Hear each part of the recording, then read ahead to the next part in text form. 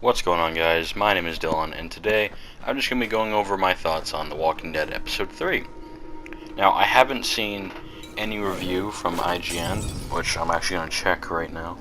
I think the last time they had a review for the last two episodes, it was just getting increasingly worse, which sucks because in my playthrough and from what I've seen from the rest of the community, these episodes were probably the best we've ever gotten, and especially with episode 3, you'll see that in a moment.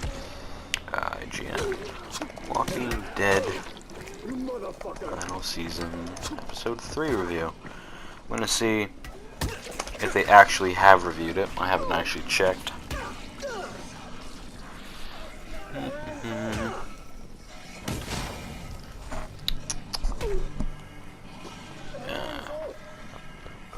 But yeah, no, I'll go over what I liked about it and some things I thought were kind of stupid.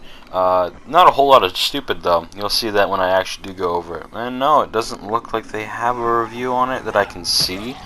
Yeah, no, the woman that they had reviewing it sounded like a total bitch. Like, I think if you've actually seen episode 1 and 2, and then if you actually look at the review from IGN, holy shit, it's so... it actually is infuriating. Anyways, I'll get on to what I liked about the episode, because there's a lot on here. The moral ambiguity of the choices really made me feel the effect of it. Like, holy fuck. I'll tell you, like, you know, the choices that really were morally gray, and I really appreciate that from The Walking Dead. There were some in episode 1 and 2, like, you know, killing the walkers or sending AJ in the room. I liked things like that.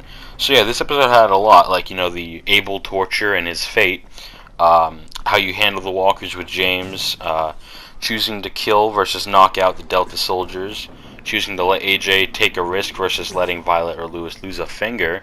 That was a really neat one. And the final choice, which more on that later. But yeah, no, I love morally gray stuff, because it really, there's a lot you can do with that. Like, I think that's one of the reasons why I love Fallout so much, is because of all that morally gray things and choices within the game. There are some things like that in games like Skyrim, but not much. The only one that comes to my mind is the Redguard woman. You know, like when you learn more about what she did and why the people are after her and stuff, and the choice you make at the end. That's the only one that I can recall from Skyrim, which I'm not hating on Skyrim. I love Skyrim. I think I have the one on PS3 and the special edition for PS4, and I know my sister loves that game. I could never dream of, like, knowing as much about it as she does, but yeah. The second one is AJ being a variable and is extremely affected by all your choices. This is more of a continuation, because in episode 1 and 2, as I think most people know, AJ is extremely affected by how you play, the things you do, like... Holy crap, man. There's so much that can go with AJ because, like I said, he's the variable in all this. He's the one being affected by all this. And how he turns out is all based on what we do. He is the consequence of our actions, in a sense. Learning more about characters like Violet, Lewis, Abel, AJ, James, Ruby, and Willie. Now, there will be some characters that I'll bring up later in my what I didn't like about it, but this... I really liked. We got to see more about these characters and why they're at the place and why they're doing this or that. It was really neat. We got to learn more about their motives, who they are as people and stuff. The gameplay. The gameplay was fantastic. You know, the walker scene with James added a neat challenge where, you know, you choose to kill them all or just, you know, hold them off, or you can kill some of them. I thought that was really neat. And then walking through the barn in first person was really neat as well. Added a little bit of tension. Using walkers as shields to sneak onto the boat was really interesting. Sneaking past a posted guard was very... I don't know, it was a very small scene, but it was very like kind of stealthy and kind of reminded me of... oh, what was it? I can't actually think of what it reminded me of. It was like some kind of... it's a really... you know, cliche gameplay mechanic though, so it is only like a very small thing. using a bow and knife to kill walkers, again, kind of what we saw in the ending of episode 2, although unlike episode 2, there aren't any flaming walkers to add more to the gameplay. And the final fight with Lily made me feel utterly helpless, because I'm pretty sure that was the intent, you know? It was a QTE, but they handled it, I feel, really well. Especially, I think the most notable part of that was when they're struggling over the knife. Damn, man. Another up is Dancing with Violet / Dating Lewis. I saw both of those because I have 2 separate playthroughs. I saw the Violet one on my first playthrough of the game, and I saw the Lewis one when I was looking at my sister playing it. And yeah, no, neat stuff, man. I really liked it. They keep handling those scenes really well, I think. When I went into the final season, I was in the mindset of, because of what happened with Gabe, I hate that little fucker. But I was in the mindset of, if they're going to give Clementine a love interest, they got to do it right, or they're not going to do it at all. And I love that we also have a choice in it. You know, episode 2 gave us the option to just friend zone both of them. And I thought that was really neat. The barn scene with James, I really like that, because it kind of brought me back to the scene with Herschel in the comics and TV show. But it was also going into the ideals of the Whisperers, you know? The Whisperers are really fascinating. They're also complete assholes and stuff. So I'm glad we're getting to see James, who is a really nice guy, and we learn more about that. Oh, furthermore, James apparently being gay, I thought that was a really nice little touch on it. I kind of saw it coming. My sister didn't, though. Where were we?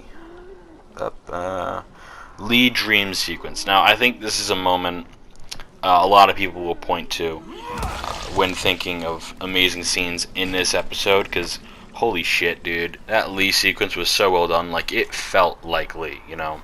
I'm pretty sure it was the same voice actor, David Fennoy. Fucking amazing scene, dude. I think the part of that scene that actually got me, because I was choked up throughout it, but the only scene that really made me actually tear up was when Lee got to see the older Clementine. That really got to me. Let's see. Lewis losing his tongue was as shocking as discovering what happened to Mark in Season 1, Episode 2. Yeah, no, this was a part that really, I think, surprised a lot of people in the episode. I haven't watched too many playthroughs of it yet. I think, I'm waiting on Cryotic to play it. But, yeah, man, Lewis losing his tongue, holy shit. That caught me off guard pretty much almost as much as it did when, you discover that Mark lost his leg. I think he was both legs, right? Lily's story and Minerva's revelation gave me genuine chills. I think a lot of people may have saw it coming, Sophie's fate. I'm not sure, though, but that really caught me by surprise, and the delivery of it was so well done. The voice acting and the actual facial expressions and movements of the characters in the game. Holy fuck, dude. Lily is an excellent villain, on the same tier as villains like Carver, Negan, and the Governor. Like, I don't think that should come as a surprise. I was a little surprised, though, because I didn't think anyone in the Walking Dead video game series could top Carver, because he was an excellent villain. But no, Lily is up there now, after this episode.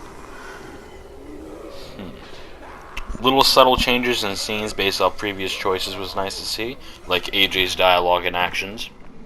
I went into this a little bit earlier, but yeah, no, based on all your choices, there will be these little subtle changes in the dialogue and actions from other characters, most notably AJ.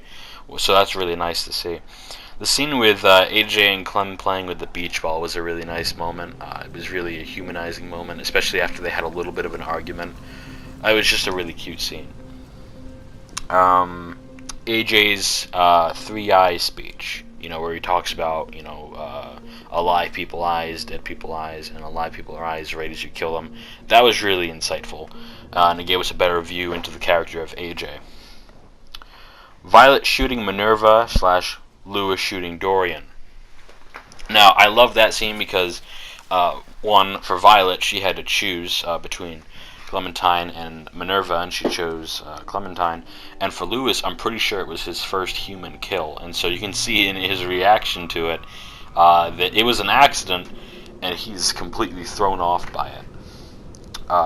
AJ's badass speech to Lily, where he tells her that he's going to kill her, and where he says that he was the one who killed Marlon. And then he does a little gun, and then bang. Because, dang, dude. That was a really nice moment. That, like, fucking AJ, dude. I'm like, these episodes make me like AJ more and more. And obviously the last, like, half an hour of the episode is just all a win. Because it's so well delivered, just every bit of it. Just, the ending entirely was just so good. The animation was smoother and more defined. Especially in the lip-syncing, character movements, and facial expressions. I don't know why I'm only noticing this, like, I noticed this as the episode was happening, but I haven't seen too many people talking about it. It just seems like the actual quality went up, especially in the lip-syncing, because that's always been a problem, and I noticed it was really well done in this episode. Probably because they may have done some extra time in making sure everything was straightened up.